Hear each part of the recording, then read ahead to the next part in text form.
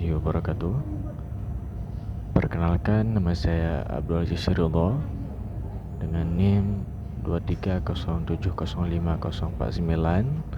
Dalam video kali ini saya akan membahas atau menjawab soal UTS MK struktur data. Soal pertama, buatlah tabel kelebihan dan kekurangan dari array, stack, queue, linked list, tree, dan grab, kemudian jelaskan. Okey, pertama ada array. Array memiliki kelebihan iaitu akses elemen cepat dengan indeks iaitu 0, 1, 2 dan seterusnya. Yang kedua itu strukturnya sederhana dan mudah dipahami. Kekurangannya antara lain adalah ukuran tetap setelah didefinisikan atau tidak dinamis, statis. Kemudian operasi sisip dan hapusnya yang sangat lambat. Yang kedua itu ada stack Kelebihannya yang pertama itu mudah diimplementasikan LIFO atau live in first out. Kemudian ideal untuk pengelolaan fungsi rekursi dan undo atau redo. Kekurangannya aksesnya terbatas pada elemen terakhir saja, tidak efisien untuk pencarian elemen tertentu. Kemudian selanjutnya queue atau kedekatan antrian. Kelebihannya yang pertama itu cocok untuk proses antrian FIFO, first in first out, sebagai antrian. Jadi yang terakhir, jika ada penambahan dia ditambah terakhir, dia ada pengurangan, yang dikurang adalah yang top, elemen paling depan. Selanjutnya baik untuk pemrosesan data secara bertahap. Kekurangannya antara lain akses terbatas hanya pada elemen depan dan belakang. Kedua, tidak efisien untuk pencarian atau manipulasi data tertentu. Selanjutnya ada linked list. Linked list ukurannya dinamis, bisa bertambah dan berkurang dengan mudah. Kedua, efisien untuk sisip dan hapus data di mana saja. Kekurangannya akses yang lambat karena harus melalui setiap elemen. Kemudian menggunakan memori tambahan untuk pointer. Selanjutnya ada grab. Kelebihannya ialah cocok untuk menyimpan data berstruktur hierarki. Kedua, operasi pencarian lebih cepat, khususnya BSD. Kekurangannya antara lain, yang pertama memerlukan keseimbangan agar lebih efisien. Kemudian implementasi dan pemeliharaannya. Kemudian ada grab. Kelebihannya antara lain mampu mempresentasikan hubungan antar elemen dengan kompleks. Kedua, cocok untuk pemodelan jaringan. Kekurangannya antara lain struktur data yang kompleks dan membutuhkan lebih banyak memori. Kemudian algoritma traversal biasanya bisa rumit. Selanjutnya soal nomor 2, jelaskan apa perbedaan array dan list, buktikan dengan pemrograman Python. Ini saya jelaskan secara singkat saja. Array harus memiliki tipe data yang sama. Misalkan dalam satu array kita buatkan tipe datanya integer, maka semuanya nilainya itu harus integer. Begitu juga jika string, maka seterusnya juga harus string. Sedangkan list atau linked list itu boleh memiliki tipe data yang berbeda. Misalkan dalam satu list itu ada beberapa elemen, ada yang float, ada yang integer, ada yang string. Dan lebih mudah akan saya praktekkan. Di sini saya akan menggunakan Google Colab.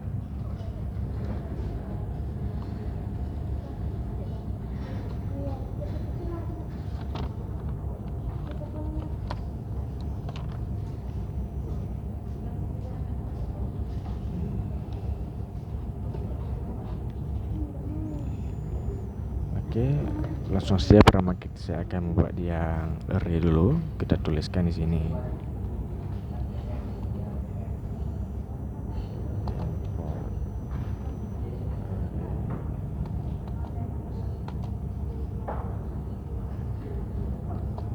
Kita buatkan di sini kita buatkan variabel, saya buat array saja, kemudian sama dengan array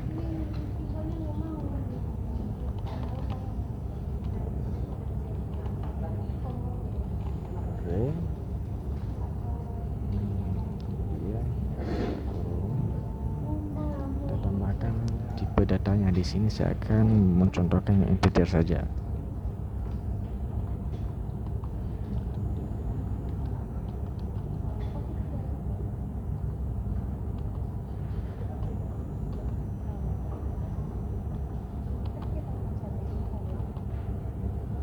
Kemudian kita isikan nilainya. Ingat, integer itu harus bilangan bulat.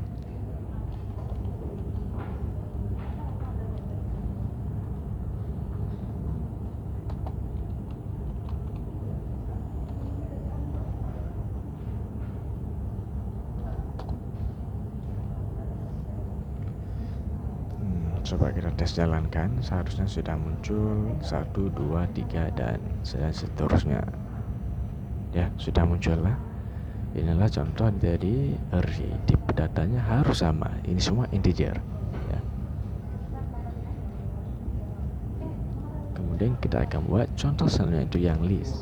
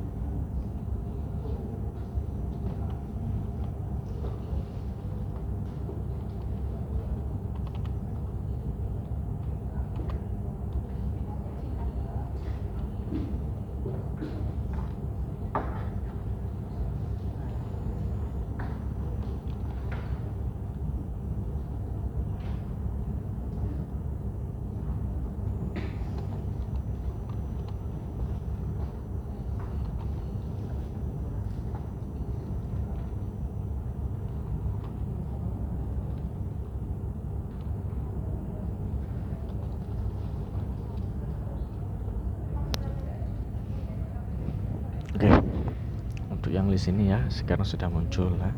Ini ada beberapa tipe data. Yang pertama ini 1 dan 2, ini tipe data yang integer. Kemudian 1.2 itu tipe data float. Kemudian di sini saya pakai tipe data string, dan masih juga boleh kita tambahkan tipe-tipe data yang lain seperti boolean dan lain-lain. Ya, sudah saya print dan hasilnya keluar. Ya, sudah keluar.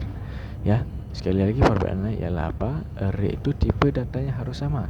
Jika satu nilai itu integer, maka nilai seterusnya harus integer juga. Sedangkan list itu boleh berbeda-beda. Oke. Soal selanjutnya.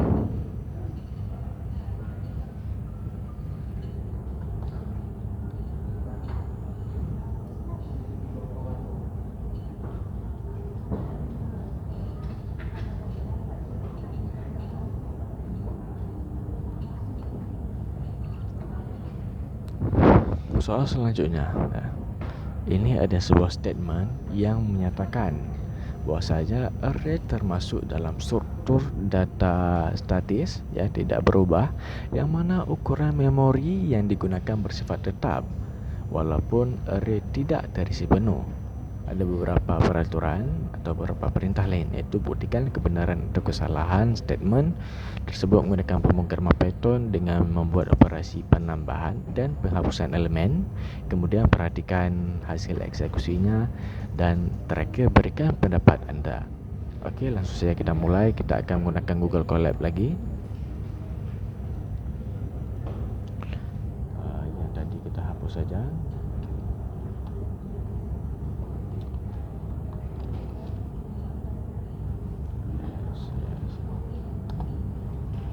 SS ini adalah fungsi untuk melihat ukuran memori.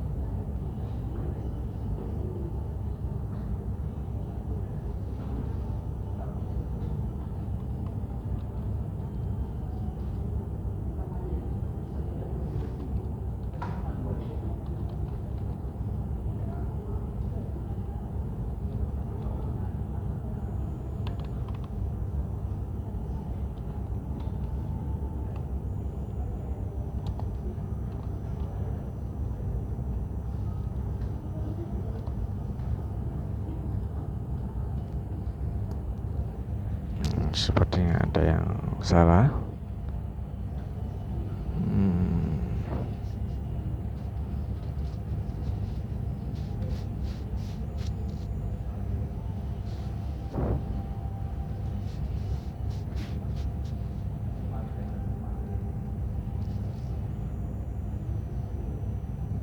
Oh ya, ada yang salah sedikit. Seharusnya ini tetap huruf kecil. Jadi ukuran awal inilah 100. Sekarang coba kita tambah elemennya, yaitu dengan perintah append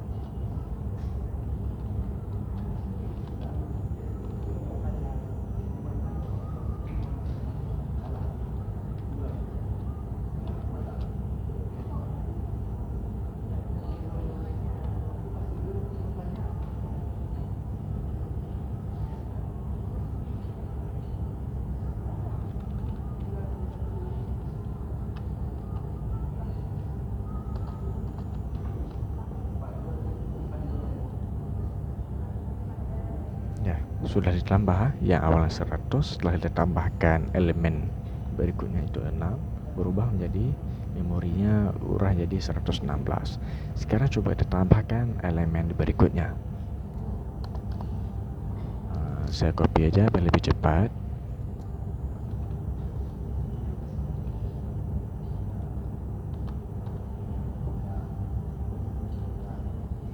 Ya, dapat dilihat meskipun kita telah menambahkan elemen baru itu 7, ukuran memori tidak berubah karena dia hanya berubah pada penambahan yang pertama. Sekarang coba kita kurang, apakah dia tak berubah atau tetap, ya. Oh ya, untuk pengurangan ini kita menggunakan fungsi yaitu pop. Mungkin biar lebih cepat saya copy data saja, kita ubah sedikit.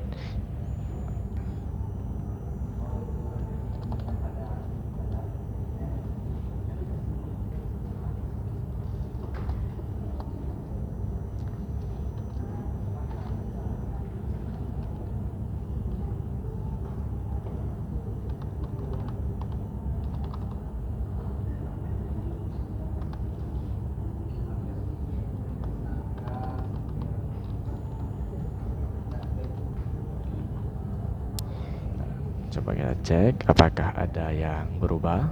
Kita run. Dah, tetap tidak berubah. Biar lebih meyakinkan, coba kita kopas, kemudian kita tes satu sekali lagi.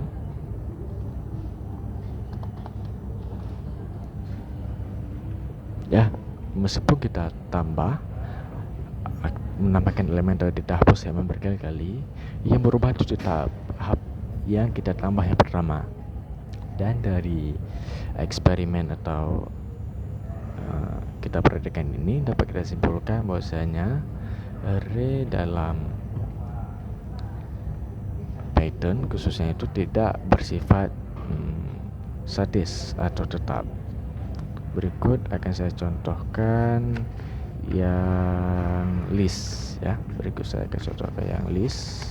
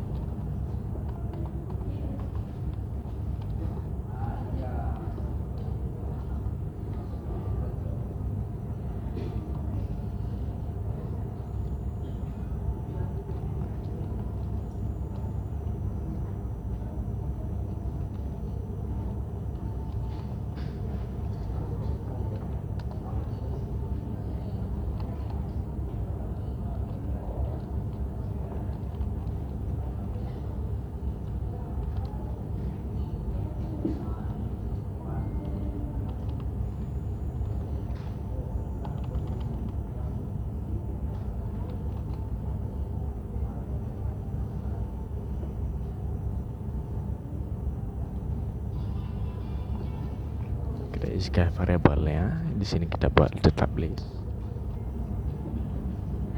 Kita tes run apakah muncul. Ya, bisa muncul ukuran awal yaitu 104. Di sini kita printkan saja biar terpisah antara array dan list.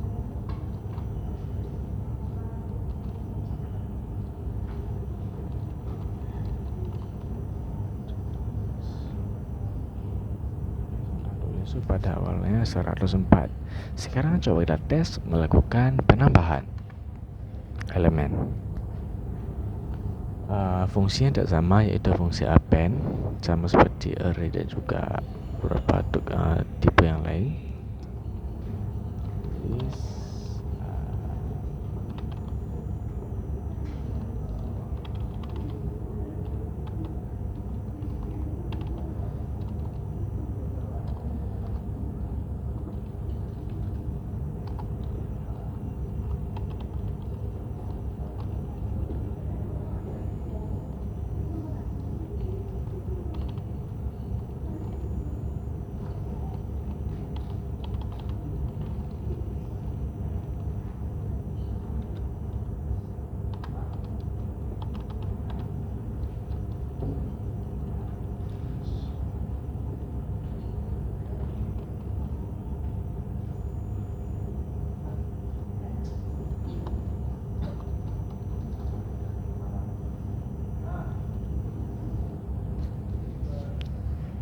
Ya, pada penambahan pertama yaitu elemen 6 masih belum berubah, masih tetap seperti ukuran awal yaitu 104.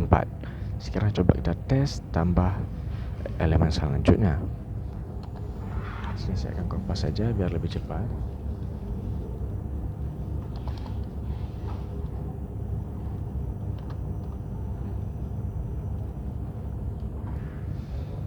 Ya, pada penambahan yang kedua ini sudah ada perubahan ya. Yang awalnya itu pada penambahan pertama masih 104, masih sama seperti ukuran awal. Pada penambahan kedua ini sudah bertambah ya menjadi 152. Sekarang coba kita tes kurangi elemen, tetap menggunakan tahap yang sama seperti dari itu pop, yaitu list titik pop.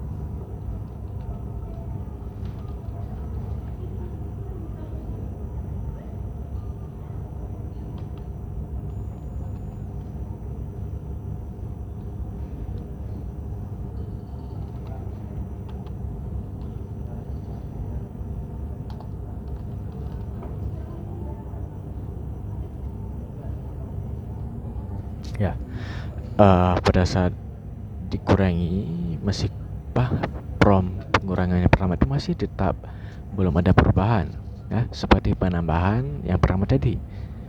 Seharusnya ketika kita membuat perintah yang kedua, menghapus yang kedua itu sudah terkurangi ya, seperti penambahan tadi yaitu harus 2 kali.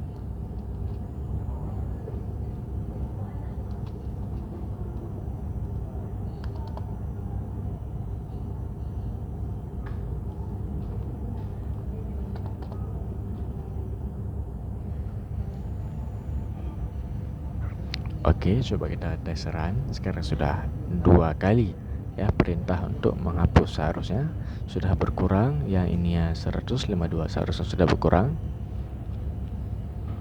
Ya, dapat dilihat ya. Setelah melakukan perintah untuk menghapus elemen yang kedua kalinya, yang nilai sebelumnya 152 menjadi telah berkurang menjadi 120 ya. Jadi dapat disimpulkan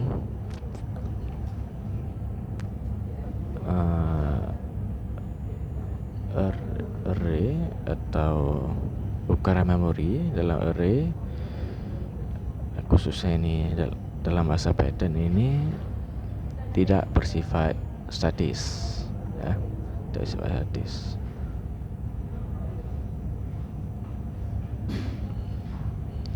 Okey, kali ini saya akan menyampaikan pendapat atau kesimpulan saya, ya, khususnya bagi statement tadi, ya, yang mana statement mengatakan bahwasanya array termasuk struktur data statis, yang mana ukar memori yang digunakan bersifat tetap walaupun array tidak terisi penuh. Di pendapat saya, array itu array maksudnya,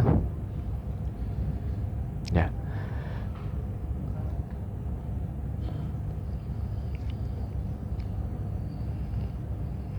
array bukanlah tipe data yang bersifat statis, khususnya dalam bahasa Python. Seperti yang telah kita lakukan eksperimen di Colab tadi, iaitu tetap berubah pada saat kita menambahkan elemen pertama kalinya, sedangkan yang kedua itu sudah tetap. Jadi tetap ada perubahan meskipun hanya sekali. Begitu juga dengan list.